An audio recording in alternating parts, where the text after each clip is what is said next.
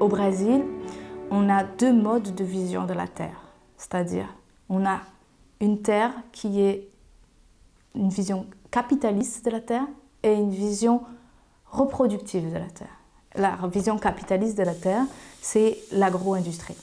La vision reproductrice de la terre, c'est les paysans, les petits agriculteurs ruraux qui, au-delà d'une vision alimentaire et de souveraineté alimentaire, il y a cette culture de la terre au service de la reproduction communautaire et sociale.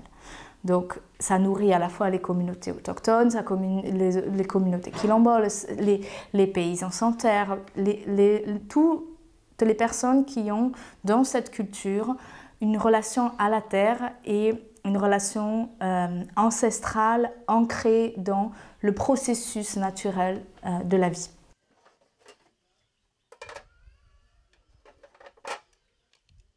Dans les dernières 4 années du gouvernement de Bolsonaro, on a vu en effet un recul à la fois de la démocratie, mais aussi un recul dans les avancées sociales du Brésil, qui était quand même assez observé de l'extérieur comme être un pays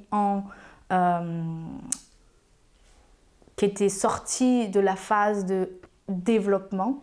Et donc en croissance économique, ça oui, toujours, mais par contre en croissance sociale, on a eu un déclin énorme, lié entre autres à vraiment une politique gouvernementale qui était contre les communautés autochtones et les communautés quilomboles, avec notamment aucune délimitation de terre pendant les 4 années de son programme. Et c'était déjà dans son programme de dire: pendant mon mandat, il n'y aura pas de droit il n'y aura pas d'accès à la terre pour les indigènes. De nombreuses mesures provisoires ont été menées pour pouvoir faciliter non pas le grillage de terre, donc l'accaparement de terre, mais rendre l'accaparement de terre légal.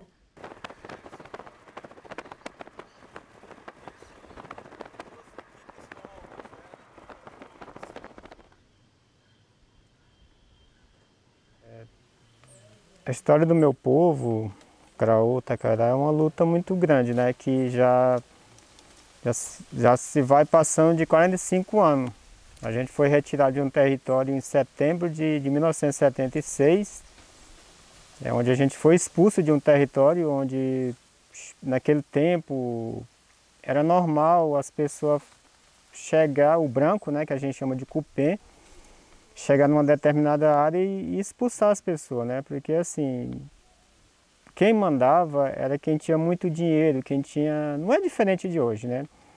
Mas a pessoa chegava e falava: ó, essa área é minha porque eu comprei, assim, assim. Não, as pessoas não tinham os títulos da terra, né? E uma questão de terras indígenas também, no nosso processo, naquele tempo, não era uma terra regularizada pelo governo, né? Então, assim, a gente morava numa área, mas era um território que era nosso, né? Praticamente tradicional, que a gente morava naquela área, e fomos retirados por uma pessoa, um cupê, né? O branco, que chegou e praticamente expulsou o nosso povo desse território, né? Para as comunidades existirem, precisa do seu território. Então, essa é a principal questão que a gente se coloca hoje para sustentar as comunidades. A demarcação dos territórios indígenas, a titulação dos territórios das comunidades quilombolas, né? A manutenção dos assentamentos de reforma agrária ou das comunidades camponesas, de pequenos agricultores e outras denominações que existem, né? Outras identidades que existem, elas precisam da terra, elas precisam da água e precisam da floresta. Então, o território é importante estar nesse processo. Então, garantir isso é fundamental hoje, né?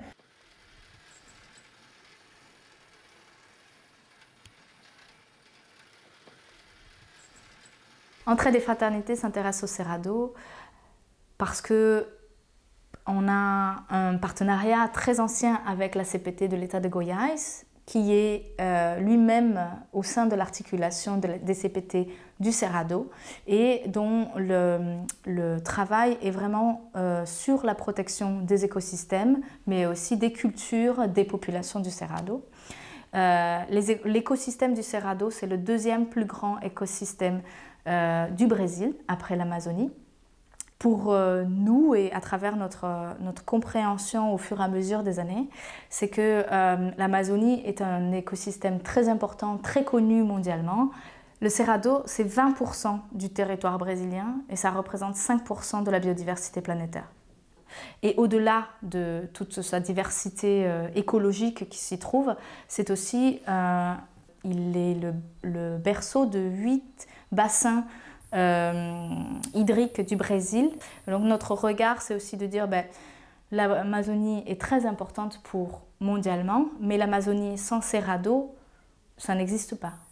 Donc notre focus, c'est aussi de permettre à ce que les communautés en Belgique et ailleurs puissent aussi prendre conscience qu'on a besoin de protéger le Cerrado.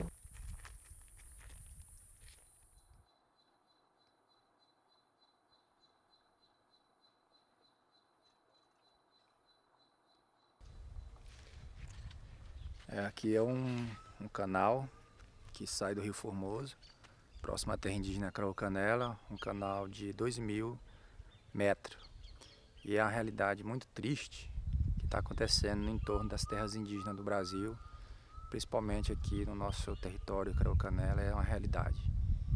As bombas sugam água do rio e ele fica praticamente morto nessa época. Muito difícil porque os peixes estão desaparecendo, os pássaros estão desaparecendo, as caças estão desaparecendo. A água que nós estamos consumindo está ficando com muita péssima qualidade, ferrugem. E nós pensamos que tem veneno também. E essa é uma realidade difícil aqui da região.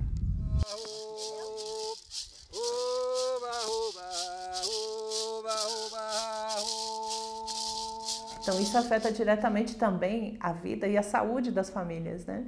E a produção de alimentos precisa de produção de alimentos saudáveis, né? Porque isso que garante a saúde também das pessoas. E o impacto dos agrotóxicos, que semana passada mesmo foi liberado mais 50 tipos de agrotóxicos no Brasil, isso é um absurdo. Desde que o governo Bolsonaro assumiu, foram mais de 500 tipos de agrotóxicos liberados. Imagina o impacto que isso tem na saúde das pessoas. Les pesticides sont les alliés des agro-industriels.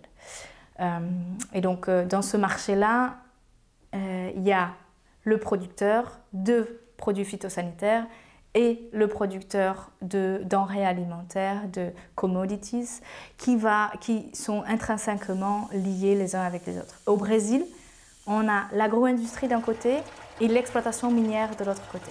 Les deux sont les pendants de la même pièce. Et il se trouve que la plupart des pesticides qui ont été libérés dans le cadre du mandat de Bolsonaro sont pour 45% interdits en Europe.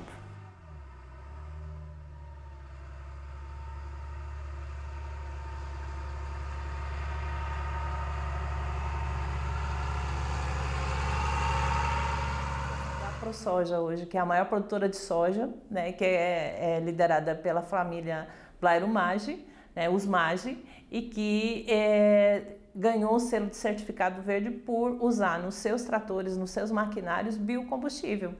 Né? Isso não considera que existe todo um processo de conflitos, né, que essas fazendas proporcionam, há violências que são feitas por esses fazendeiros, por esse agronegócio, não considera o impacto que tem sobre as águas e também sobre as próprias populações, né? Então, isso não pode ser considerado um verde, né, ou sustentável, né? Mudar a sociedade do jeito que a gente quer, participando sem medo de ser mulher, mudar a sociedade do jeito que a gente quer. Le mouvement des paysans ruraux sans terre, c'est un mouvement qui est né juste après la dictature, donc au moment de la redémocratisation du pays. Et l'objectif de ce mouvement, c'était vraiment de pousser l'État à exécuter son devoir de restituer les terres aux paysans, ou en tout cas aux personnes qui étaient désireuses de remplir la fonction sociale de la terre. Et le MST s'est créé à partir d'un petit groupe qui venait occuper les terres et attendre que l'État fasse son devoir.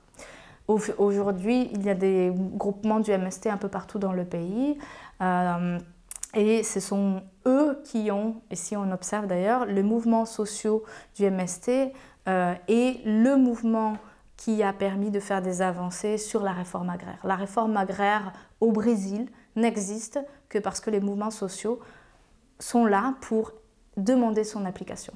A terra é aqui e nós não vamos abrir mão, porque a causa de vocês é justa.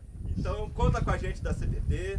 Eu acho que o importante é a gente, vocês passarem a realidade que vocês estão vivendo aqui para o pessoal da Entrade Fraternité, que é uma entidade parceira da CPT, já de longa data. É um pessoal que soma conosco na luta e pode fazer um trabalho muito importante de contar a história de vocês aqui, lá na Bélgica, para dizer, olha, esse agronegócio que quer exportar para a União Europeia, ele mata, ele desmata, ele semeia a injustiça e a intolerância. Et donc, le travail que Entraide et Fraternité fait avec le MST, ça passe à travers la CPT. C'est toujours dans cette volonté de travailler à la fois sur les enjeux de démocratie, mais aussi sur le renforcement de l'autodétermination de ces communautés. Et ce qu'on observe, c'est que le MST est un des piliers de l'agroécologie au Brésil. Et il prône en effet des approches et des savoirs traditionnels de culture et qui permettent aujourd'hui de nourrir une grande partie de la population au Brésil. Et notamment est reconnu mondialement pour la production de riz biologique, la plus grande production de riz biologique. Au-delà de ça, l'organisation même des communautés du mouvement des Sans-Terre, c'est une organisation qui n'est pas ponctuelle. C'est-à-dire que pour obtenir l'accès à la terre, ces groupes s'organisent pour camper, donc on appelle ça aussi des squatteurs. Ils campent sur des terres qui vont ensuite s'organiser pour pouvoir donner vie à la terre. Et donc cette vie, elle se matérialise par l'organisation d'espaces sociaux, de décision, de soins des uns aux autres avec des mécanismes de santé, d'éducation des enfants, d'éducation des adultes, de prise de soins des personnes plus âgées. Donc il y a vraiment toute cette organisation sociale, c'est un système dans le système qui permet alors de trouver des alternatives innovantes à un mode, à une démocratie défaillante, et eux essayent de ramener de la démocratie même dans leur organisation. Alors c'est pas facile, mais on voit de plus en plus justement au Brésil naître des groupes de femmes au sein de ces mouvements de la société civile. C'est parce que le MST a été un des premiers à créer des groupes de parole de femmes, des groupes de parole d'hommes, et donc il y a les femmes qui cultivent ensemble, qui produisent ensemble, et il y a aussi cette naissance des leaders femmes qui prennent position et qui montrent que l'agriculture familiale au Brésil, ce sont les femmes.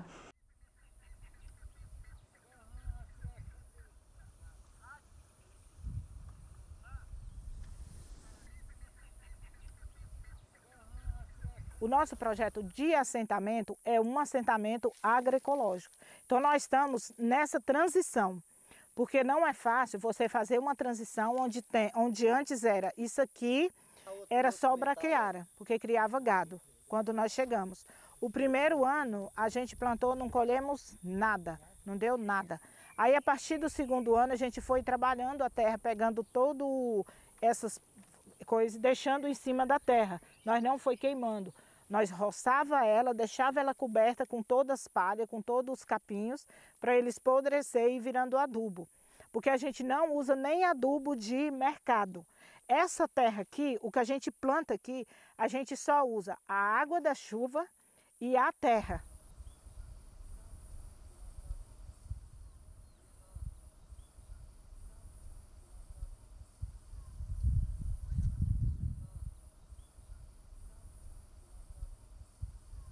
Encore aujourd'hui, le pays paye le prix de tout ce détricotage du gouvernement Bolsonaro qui a fait plus dans les 4 années en détruisant, où on utilise le feu, mais aussi les violences, mais aussi le déboisement illégal. Et tous ces mécanismes-là ont empiré au Brésil. On parle du jour du feu en 2019, qui est un moment clé pour la création de l'Agroefogo, qui est une coalition. Et c'est aussi un moment clé parce que ça a été un gros projecteur sur la situation qui empirait au Brésil. Notamment à ce moment-là, le jour du feu, où on voit que les communautés autochtones sont pointées du doigt par leurs traditions et leurs mécanismes de fonctionnement et de protection de l'environnement, qui en effet utilisent le feu, mais à d'autres fins. C'est le feu pour la vie, alors que l'agro-industrie utilise le feu pour détruire. No calor desses, os fazendeiros se dão o luxo de pôr fogo em mato. Que olha só a proporção do fogo, tá um horror. Ele vai queimar isso aqui tudo, ó. Todo o acampamento, com a altura do capim, ó. Nós não dá conta de proteger, ó. Então queimando aí, ó. Vendo a altura. Como é que nós dá conta de apagar um fogo desse, ó? Vai derreter a lona de todas as nossas barracas, ó. Infelizmente, ó.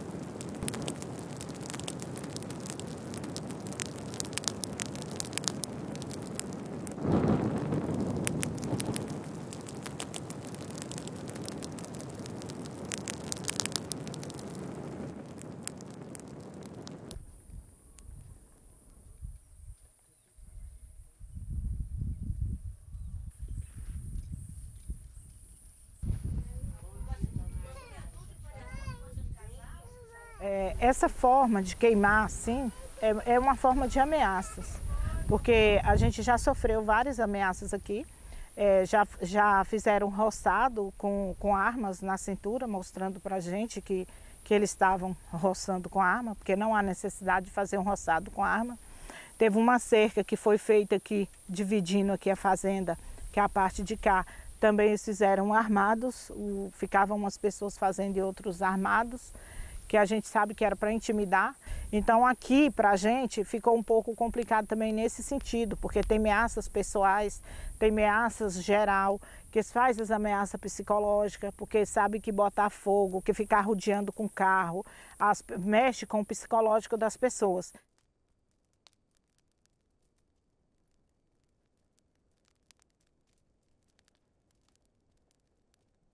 Entraide et Fraternité souhaite avant tout de pouvoir faire passer le message, d'être un porte-voix des communautés locales brésiliennes, de conscientiser la société civile sur l'interdépendance qui existe entre les Belges, notre vie au quotidien, ce qu'on consomme et ce que vivent les paysans, les citoyens brésiliens. Que cette campagne de Carême soit vraiment la campagne de partage avec les communautés brésiliennes.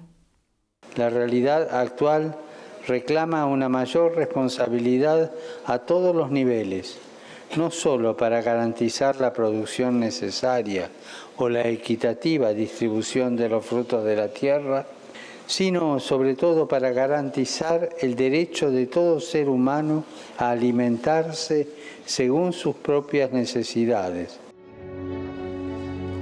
Nos pide dignidad, no limosna.